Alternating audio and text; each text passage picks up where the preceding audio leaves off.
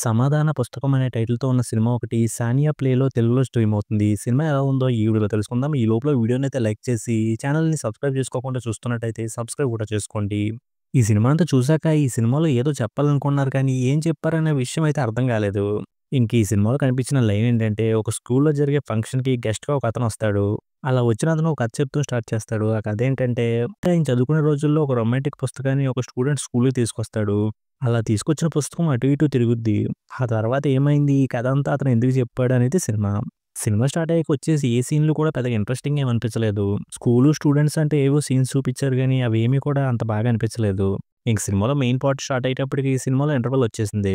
ఇంక తర్వాత second half వచ్చే సీన్స్‌లో ఆ బుక్ ఎవరెవరి చేతిలోకి ఎళ్తది? ఏం జరుగుద్ది? అనే క్యూరియాసిటీ ఉండడం వల్ల ఆ సీన్స్ చూడడానికి కొంచెం బెటర్‌గానే అనిపించాయి. ఇంకా ఆ కథని ఎమోషనల్‌గా ఎండ్ చేయడం కూడా బానే అనిపించింది.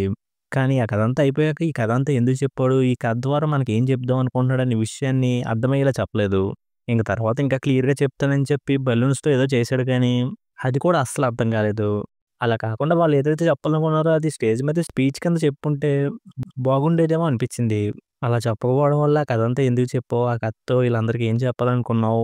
అనే విషయాలు అర్థం కాక నాకు సినిమా అయితే అంత బాగా అనిపించలేదు. ఇంక సినిమాలో కనిపించిన యాక్టర్స్ పెర్ఫార్మన్స్ బానే ఉంది. ఇక సినిమాలో అయితే సాంగ్స్ ఫస్ట్ హాఫ్‌లో అత్తమాటలు వస్తున్న ఫీలింగ్ వచ్చింది.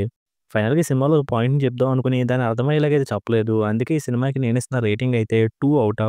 ఇక వీడియోని క్లోజ్ చేసే ముందు వీడియోని లైక్ చేసి ఛానెల్‌ని సబ్స్క్రైబ్ చేసుకోకుండా చూస్తున్నట్టయితే సబ్స్క్రైబ్ కూడా చేసుకోండి.